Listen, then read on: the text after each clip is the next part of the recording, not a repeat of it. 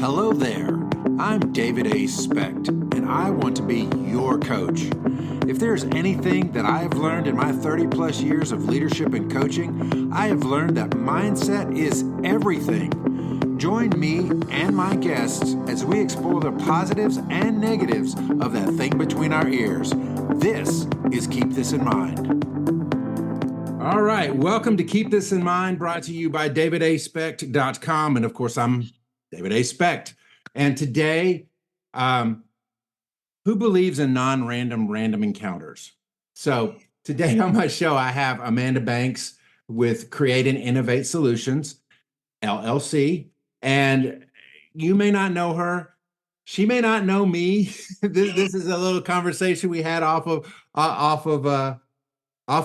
But I saw Amanda at Jim Morris's Impact Effect event in Nashville back in October.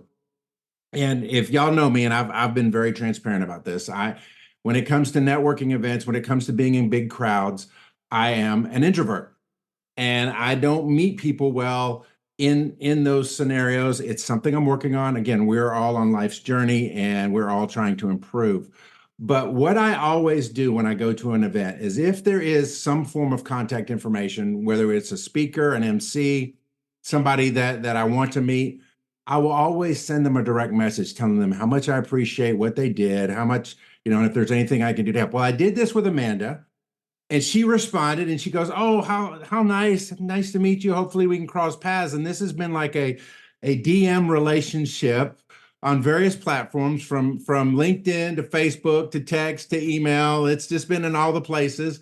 And I finally reached out to her and said, "Look, Amanda, I think you're amazing. I think that you have overcome so much, and you are working through so much, and you have such a heart to help people, because you always ask the same question. Hey, how can I support you, David? How can I help and support you?" And I think that is needed in this world more often than not. But we are all on a journey where we have to overcome certain beliefs or certain upbringings as we progress through life. And I know this is an extremely long introduction, and I apologize for that, Amanda. But I want to kind of give everybody the picture, because it is true. We're not alone. None of us have arrived. And I just want to kind of pick your brain for the next few minutes about how your journey went. But first and foremost, welcome to the show. Glad to have you here today. Well, David, what an intro. Holy cow, no pressure. I'm looking forward to this conversation. As the listeners are tuning in, this is the first time that I think we've ever really spent some time face-to-face talking. So I'm just excited for the conversation, and I can't thank you enough for having me on. Absolutely. Let's dive right in. So when you were at Impact Effect, you were one of two MCs. One of the things I noticed, and I don't know if this was something that Jim put on y'all or not, but y'all came out after every speaker and shared your takeaway notes. Is that something that you generally do? Is that a habit that you've developed? And if so, how did you develop that habit? So shout out to Jim Morris. That was an incredible event, by the way. And that was by design. He leveraged both me and Neil. So Neil Flora was my co-host, and he wanted us to basically share our insights in regards to each and every one of the speakers. Neil and I have vastly different backgrounds. Neil was very extroverted. I am naturally very introverted as well. So David, I can relate to you on that.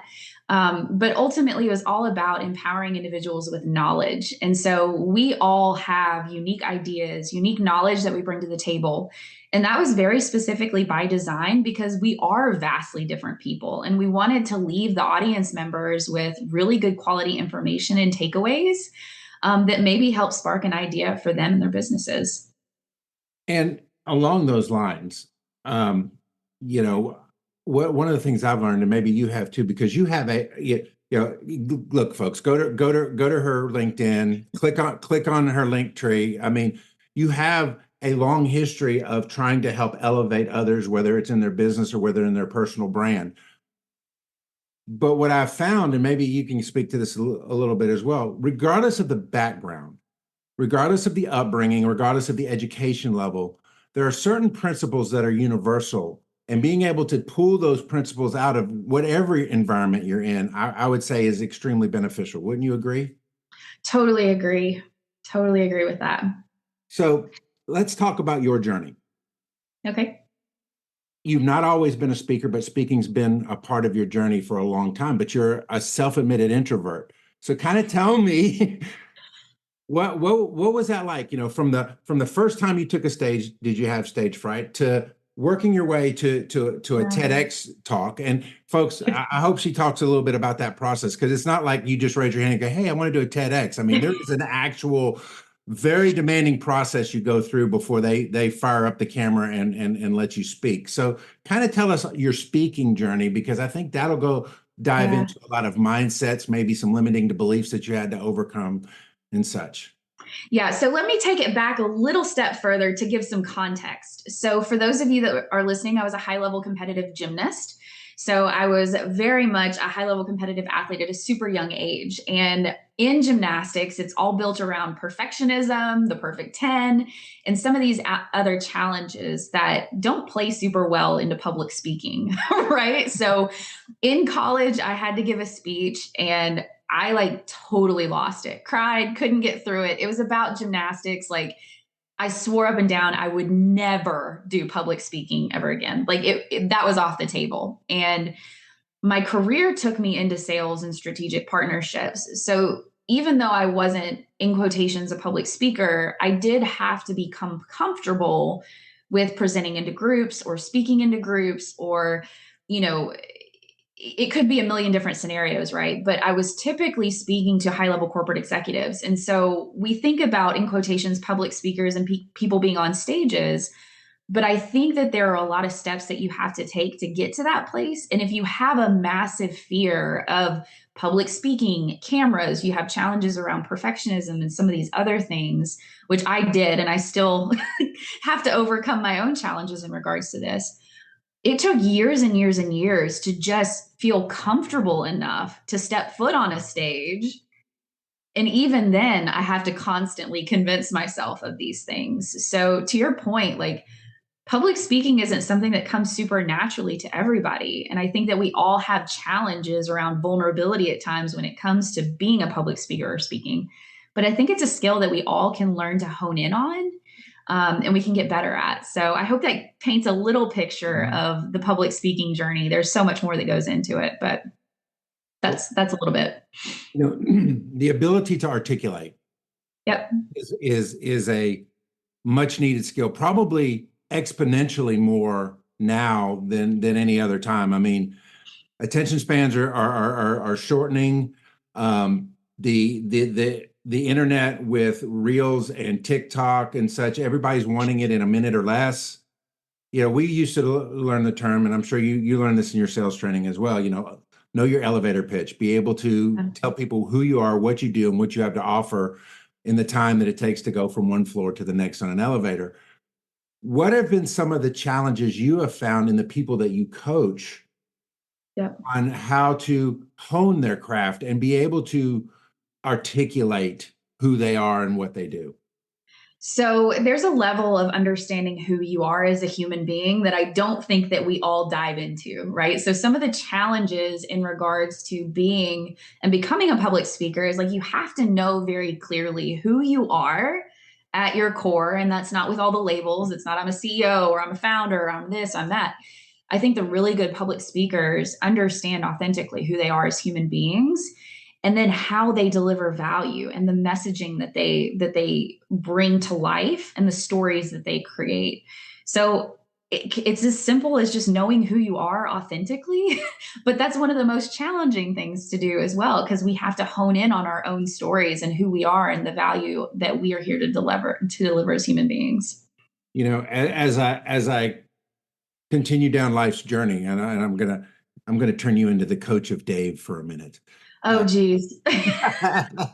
So, but here's the thing, and I see it happening more my generation back, younger Yep. than me. But I turned 55 last month, and if you were to say, "Hey, David, who are you and what do you do?" There's a laundry list of skills that I've developed. There's a laundry list of experiences that I've had. There's, to bring it down into a succinct label, if you will, is almost impossible. And I look at the generations behind me. Yeah, you're going to laugh, but we used to make fun of people who like job hopped, right? You look at their resume and it's like, oh, well, this person can't stay anywhere. But the truth of the matter is now we have like 6 jobs and your resume have 6 different levels of experience, but they're all saying, 2020 to present or whatever. Yeah. What is, how would you help somebody codify who they are when they have this portfolio of skills, experiences? I'll let you talk because I'll go on and on about it here for a minute. Well, it's interesting, right? And it's a journey. You use the word journey, so I want to lean into that. So as this journey of identifying who we are, getting involved in opportunities or different types of projects, like we're constantly iterating on that in quotations pitch. I take people through, it's a very simple exercise, but it's pretty profound. And you write a couple of things on a piece of paper, like who are you? What are you passionate about? What the skills you have? There's a lot of different components to this, but ultimately, in a room full of people, you can imagine this. I ask them to fold the piece of paper and then tear out a corner of the piece of paper and fold the piece of paper again and then tear out another corner. And ultimately, what happens is when people open up that piece of paper, it's almost like this moment of, oh my gosh, it looks like a snowflake, right? But everybody's looks vastly different. And out of every single person on this planet, nobody's words and piece of paper is going to be absolutely identical. So I think we put so much pressure on ourselves about all of these labels, right? But what I would want to encourage is this is a continuous journey, and all of those different things go into who we are as multifaceted human beings. So, to your point, I have an organization, Create and Innovate Solutions. Out of that, a project is TEDx Old Hickory. Out of that are some other things that I do. And I think we get fixated on labels, not as fixated on who we actually are as human beings, right? So, for example, I say I'm a creative entrepreneur that is deeply passionate about helping amplify voices that matter. Well, that plays into all of the things that I do, but it's very short and succinct that opens the door for somebody to ask, well, what does that mean? Mm. Right. And over time, I've developed that through asking people questions of like, how do I serve? Like, if you could describe what Amanda Banks does, how would you describe that? And it's constantly listening to those stories and crafting something that is just meaningful, based around human connection.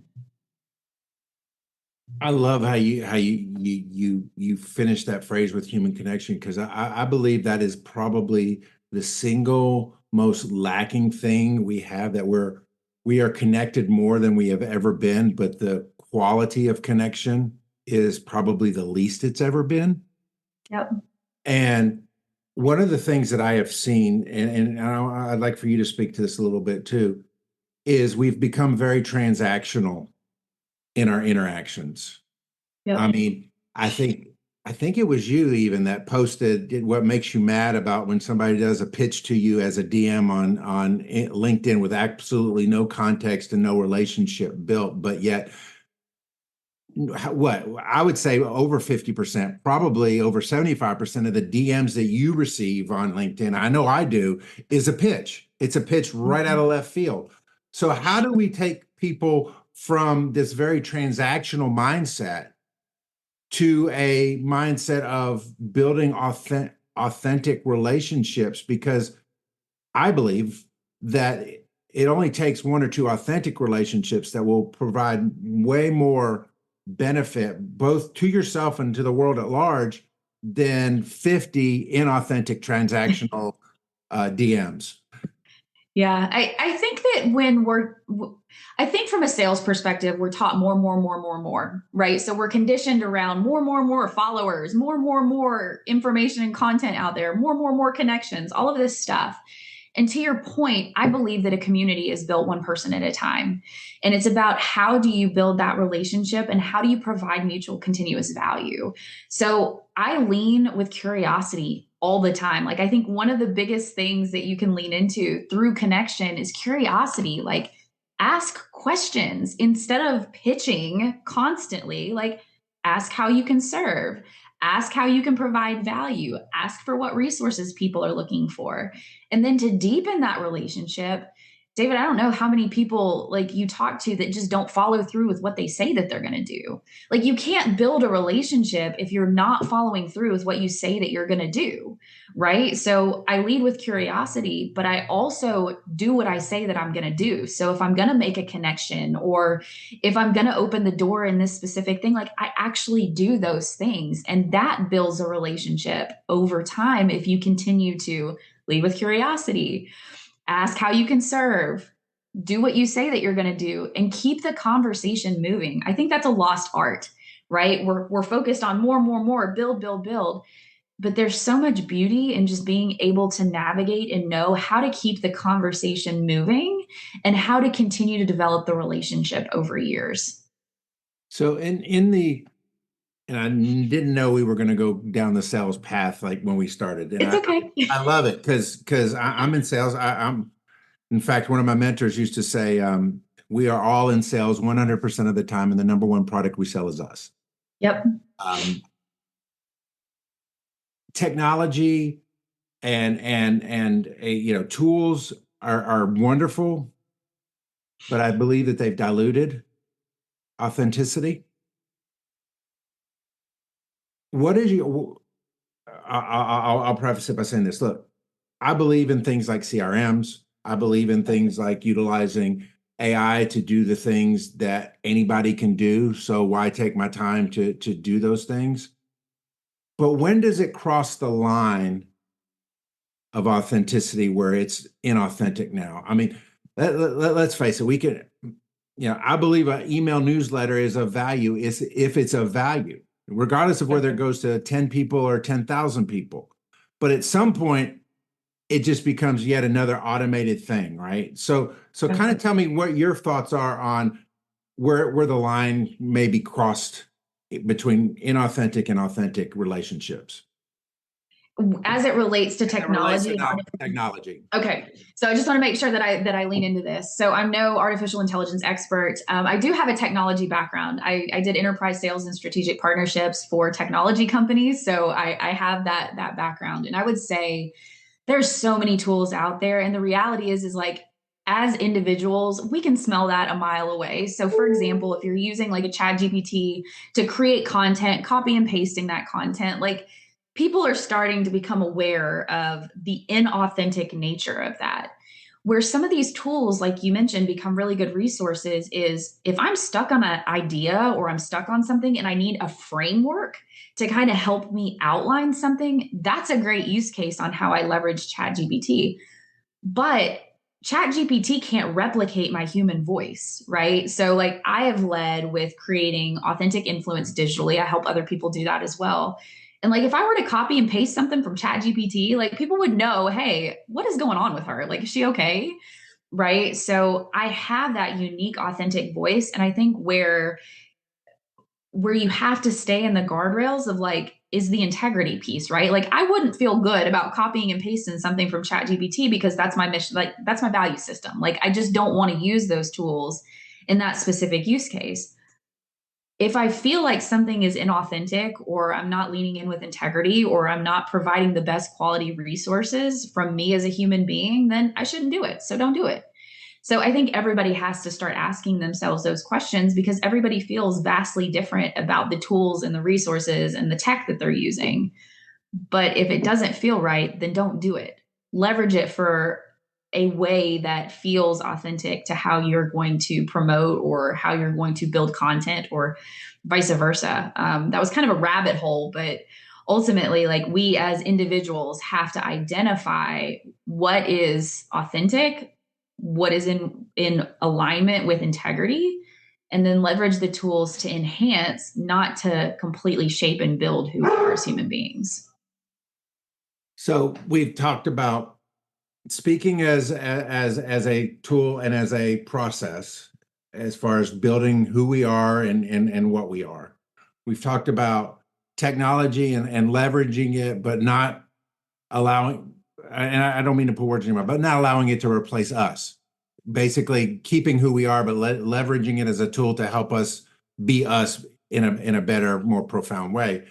Now, as we're seeing all of this, there's going to be those people that are like, yeah, but they're like, yeah, but my Facebook feed is full of, or my Instagram feed's full of, and and so they think that is the measure of success or how to get to success. Speak to the power, and you may have some examples in your own journey, the power of authentic human connection that leads to ultimate success. Whatever that definition is, it can be monetary, it could be impact, it could be opportunity, but like, do you Yeah. have a story or stories? I'm sure your brain's going right now about like, if I had not connected with this individual in an authentic way, then this wouldn't have happened. And I couldn't have done that with, me standing in front of a Yeah. Lamborghini telling you you'll be successful if you follow me. Yeah. Since we're talking on the salesy side, I want to talk about it from that perspective Okay. because it's really powerful. I think that when we think about relationships, we have expectations that this is going to happen overnight, right? So LinkedIn is a great resource for me. I've built my community on LinkedIn. I have a massive engaged community. So it's not just quantity of numbers, it's like engagement. And for example, a couple of years ago, I met a lady through another connection that we just had a get to know each other call. She was starting a business. I was starting a business. We were just talking about our journeys and getting to know one another. And there was no business to be had. Like there was no need that I could solve for her and her business at the time. But because I'm deeply curious and I'm compassionate about other people, I like to stay in contact with people and cheer them on, support their journeys. And, we're years into this relationship, and out of nowhere, she reaches out to me and is like, Amanda, I have this problem.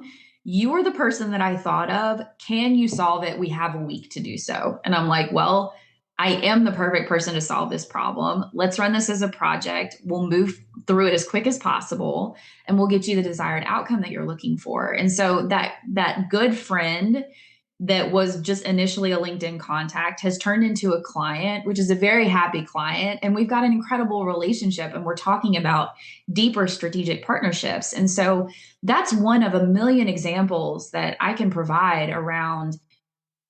It's about relationship. It's about developing that human to human connection and always serving and supporting, even if there may be no business to be had in the future, right? Like the transactional mindset is like, oh, I'm going to do XYZ just to get XYZ outcome. And for me, it's the opposite. It's how can I deliver value, build a relationship? And if they need me, use my services or use a connection that I have to ultimately better their mission. So I don't understand transactional. Like I can't speak to that because this is how I live, eat, and breathe. And I have done it my entire career. But that's the investment, is pouring time and energy and love and compassion and resources into your connections so that over time they could potentially become clients, or they could connect you to clients, or who knows, they could have an event and need a speaker. You never know, right? So it's the human to human connection that's important.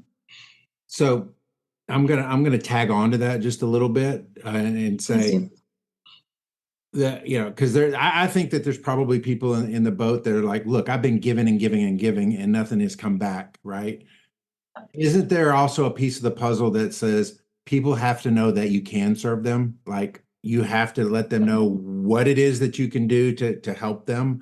And Yeah, is there a way to position that to where it doesn't feel, I hate the term salesy because I believe sales is an admirable, a I noble agree. endeavor. Sales is just merely finding somebody's problem and helping them solve it and getting them to the place of making a decision. What are some of the best ways to let people know, not just you, which we would say, but what you do, so that as Yeah. you're building your relationship, they will think of you that this is somebody who can solve my problem. So you have to advocate for yourself. So I've done a terrible job of this over time and I've had to learn how to be a lot better, right? If we are continuing to grow ourselves, there's multifacets of all of the things that we can do to help serve other people, right? So it's advocating for yourself and it's asking for, hey, look, these are the resources that I'm looking for. Do you know anybody that could benefit from my products and services? So we as individuals, especially solopreneurs, I'm a solopreneur, I have to get really good about advocating for myself and asking for help. I'm bad about that, but asking for help is something that we all should be doing. And I believe you're literally one connection away. Like everybody has problems that they need solved. And it's just a matter for, to your point, being front and center and asking and advocating for help. And it's, hey, look, I've got this new service coming up. Do you know anybody that could benefit from this? They're simple questions, but oftentimes we're terrible about asking. We can ask for other people all day long, especially if where we lead with service, but asking for ourselves tends to be very difficult. Yeah, if you were to ask the audience at large who's bad at this, I would be like, just barely raising my hands because we're all bad. Same. You know, Yeah. I won't say we're all bad at it. Obviously, Grant Cardone knows what he's doing, apparently. But the key, I want to get back to what you said is you're one connection away. And I feel like so many times we're trying to get 1,000 connections. Our perspectives are skewed, right? The idea of a success, let's go back to a reel or a TikTok. Seriously, I mean, if you did a reel and you went and looked at your analytics and you saw that 250 people viewed it, would you feel positive or negative about that experience? I would feel very positive. I mean, like, I'm okay with that. Like, it's just one person. Like, I'm just looking to impact one person, right? And I think that's the perspective shift that a lot of people need to have is they don't need 1 million followers. They need the right one follower. Yep. And I think if we were to bring everything that we've talked about, and I know we've gone to here, to here, to here, I get it. I have conversational ADD. Hey, let's go here. Let's go here. We haven't even talked about movie quotes yet, but but if I was to put it all under one umbrella, it is the shift in perspective that quality trumps quantity just about every time. I agree. Once again, we're looking at data and analytics and like there's quantity metrics, and I understand corporations, like there's just different metrics that we have to lean into. But for me, it's like, if I'm building a community, it starts with one person. If I can build a great reputation and continue over time to show up compassionately and all the things, right? Like, it's not just a metric, it becomes a human being, right? So like, we're so focused on numbers, and that's important, right? I come from a sales background. I'm an entrepreneur. Like, I get it. But we have to understand these are human beings, and we all ultimately want one thing. We want to feel cared for. We want to feel loved. We want to feel like what we're doing matters.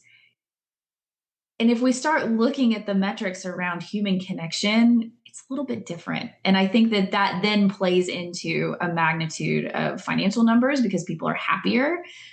Connections, you've got bigger connections and networks, but it's an investment of time in humans. Well, Amanda, I don't know what to add to that because the truth of the matter is, behind every sale, behind every yes, there is a life. And in that life wants the very things that you talked about. So I'm sold. I mean, and so I'm not trying to sell. What I mean by that is so many of us, and I'll put myself in that category, do get bogged down in the grind. We're just trying, we're grinding, we're trying. We know we have something to give to the world, and we get frustrated in the lack of, amazing progress, by the world standards. But that shift in perspective that the one life matters, the one person, one connection away from a major impact. I believe, if myself included, if all of us could get a hold of just that concept, not only would we see success in our own lives, but that the world would be a much better place by and large. So I'll give you the final words to carry us off. And also, please let people know how they can follow and get a hold of you. Oh, Thank you for that. I was just going to say, we look at competition as former athletes. So this is something that I've had to really work on as well as competition. And it's playing into all of the human connection, right? If we believe in abundance, then we believe that it's connection over competition. So like there may be people that, David, you could serve that I can't, right? So as you continue to build a community, if you're looking at it from a perspective of abundance, right? If there's somebody that I come across that I feel like, oh, this connection could be better served by David, I'm like over thrilled and joyed because you and I have built that relationship, and your products and services may be a better fit for what they're looking for. So to me, once again, it's all about human connection and it's about building relationships, but it's all about continuous mutual value exchange. And it's a long game play. It takes time to build reputations and relationships and all the things that go into that relationship. But ultimately, like, I feel like, to your point, everybody would be happier and healthier because it would be around a place of service versus competition and solely the number sales, which, yes, is important. I'm not disagreeing with the numbers are not important, but the approach, I think, can be vastly different than transactional based sales, which is what you were talking about earlier. Absolutely. And, I think about, I would rather serve one person extremely well than 5,000 people just taking their money. And Agreed. At the end of the day, I think that is what's going to be the difference maker moving forward for people in the service, consulting, and coaching fields, because we have the scattershot coaches out there. We have the one-to-manys out there. And we're not saying one-to-many is bad. We're just saying that one-to-many is saturated right now. And it's people looking for somebody that they can look in the eye, even if it's through a computer screen, share their and get some real answers. And I also like there, to your point, there's a lot out there right now. Good, bad, and different. There's a ton out there, and do your research. Like if you're going to engage a coach or a consultant, like check their recommendations, check, the work that they've done, check their reputation. Like these things matter. If you're looking to make a big shift in your life, in my opinion, you need somebody that's not just going to tell you how to do it, but it's going to support you in that effort. There's so much noise, so many things out there right now that I would just say, like, do your research. And that's why building relationships, reputation, all these things are super important. And over time, like, the proof is in the pudding, right? Like just go and check the things out. And so that's really important to me. And I would just encourage anybody that if they're looking for those types of services to implement into their lives or their businesses, do your research. The proof's in the pudding. Awesome. So, man, how can people follow and get in touch with you and all the things that they can do to respond to this message that you're trying to share to the world? Yeah, thank you for that. So I'm super engaged on LinkedIn. So find me on LinkedIn. You can also hit my personal website, www.amanda-banks.com. I have all sorts of good stuff up there, but I provide a ton of free resources. So if you're looking for good quality resources that are not salesy oriented, definitely grab my newsletter. I try once a month to not spam and provide good quality information. But I appreciate, David, the conversation, and I'm always open to connecting with other people. So if you're listening to this and I can be a resource, then don't hesitate to reach out. Fantastic. Well, thank you, Amanda, for being on today. Looking forward to what comes out of this conversation for those that are listening. And remember, folks, it's not knowledge that's power. It's applied knowledge that's power. So begin to apply what you've learned today, and I guarantee you'll move the needle in your life. God bless. That is going to do it for this episode of Keep This in Mind. For more, visit davidaspecht.com. Like, follow, and subscribe. Thank you for listening, and remember, applied knowledge is power. God bless.